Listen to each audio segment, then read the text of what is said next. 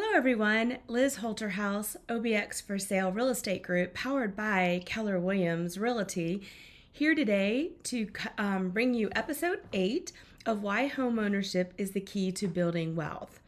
And today we're going to talk about understanding closing costs and the fees associated with purchasing property or purchasing a home. By now, we've talked about closing cost a lot. You're under contract at this point in time. We're working through due diligence and we're headed to the closing table.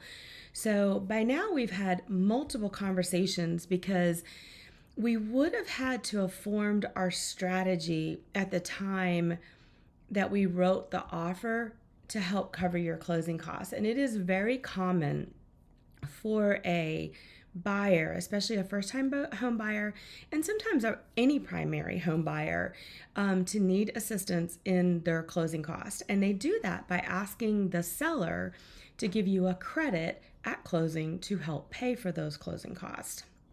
So we've already had that conversation, so hopefully we already have that built into your contract for you, and that is the goal. So let's talk about those closing costs and fees. We found your dream home, your loan's approved, and before you get the keys, we need to go to closing and sign all the documents. So let's break this down a little bit. Closing costs are the fees associated with finalizing the home purchase.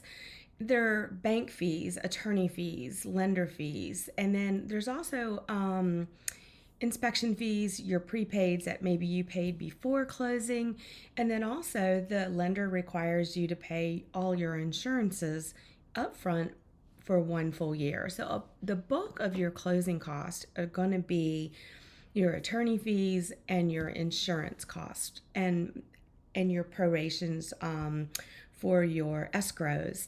I would say that is like the bulk of your closing costs. So closing costs can typically range from 2 to 5%, sometimes higher. It just depends. But just take a $300,000 home, and that could be anywhere from $6,000 to $15,000.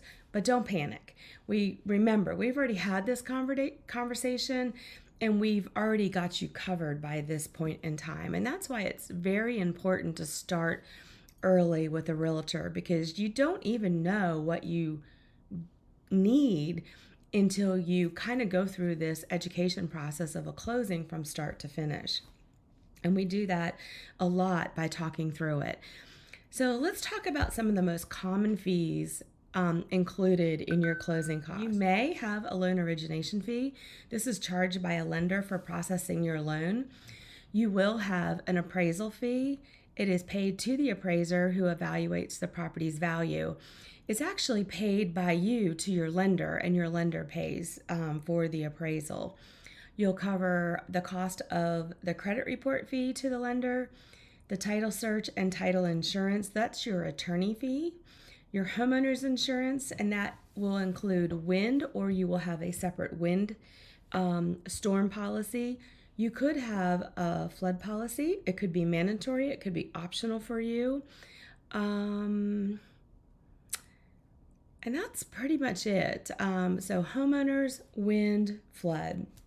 Then you're going to have prepaid property taxes and interest to cover. So if you close on the 15th of March, you're going to pay interest from March 15th to the end of the month. And then your first mortgage payment is not going to be due in April. It's not going to be due until May 1, because mortgage interest typically is paid in the arrears in North Carolina. And so your May 1 payment would include the interest for the month of April. Your attorney fees, if you're in a state that requires an attorney, and North Carolina does require an attorney to close a deal, you will have attorney fees, and they average around anywhere from $900 to maybe $1,500, and that includes the title search and the actual closing document prep, all the things.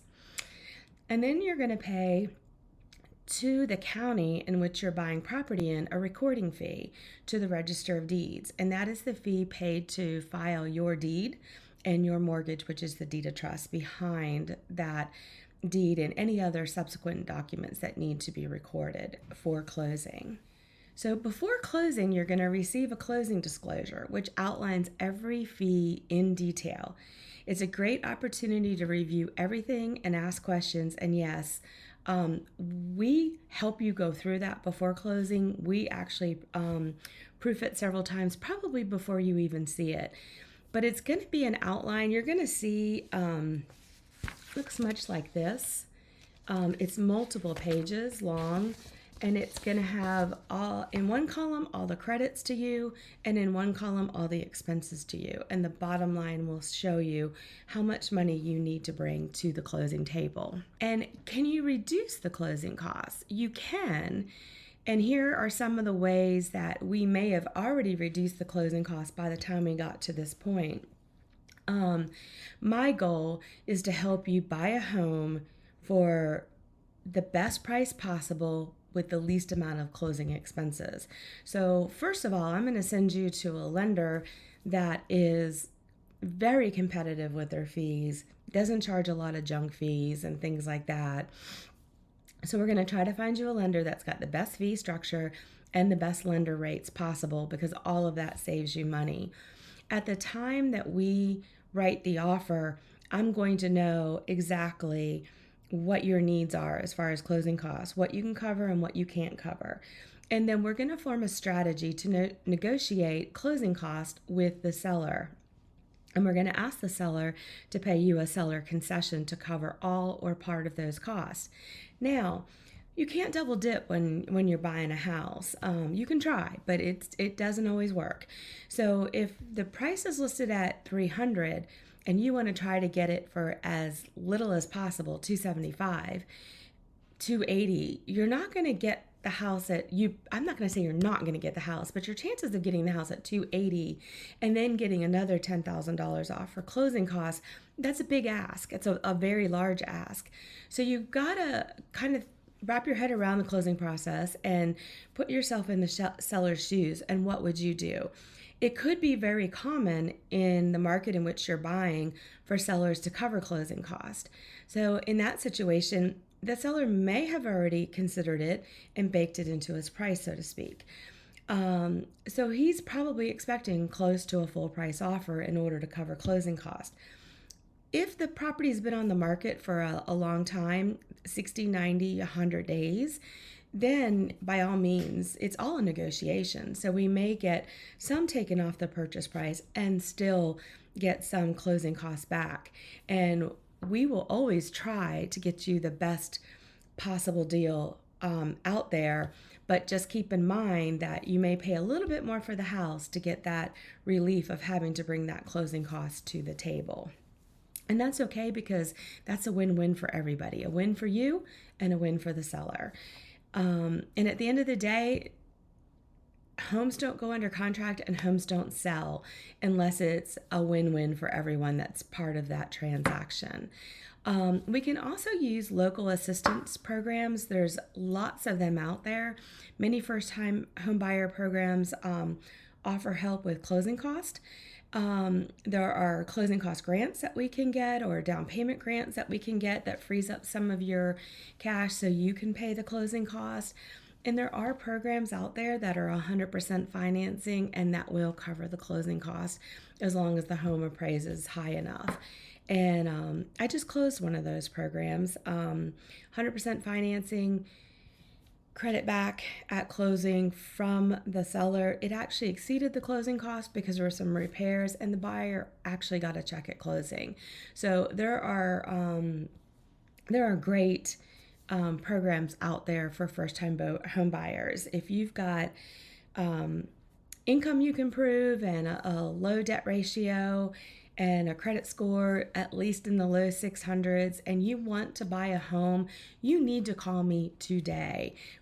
There is a good chance that we can get you on the path to home ownership.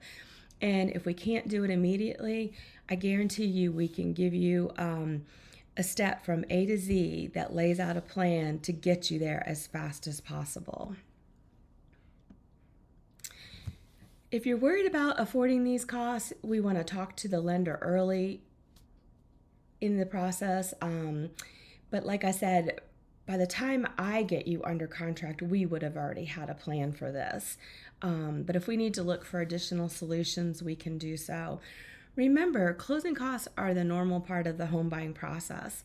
Planning ahead for them can keep your experience smooth and stress-free. And the best part, once they're paid, the home is officially yours.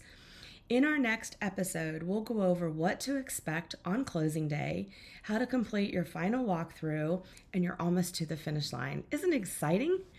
If this video helped you feel more confident about closing costs, give it a thumbs up, subscribe to my channel, and hit the notification bell. And don't forget to share with anyone that you think could benefit from this content. Got questions or need help planning for your own closing?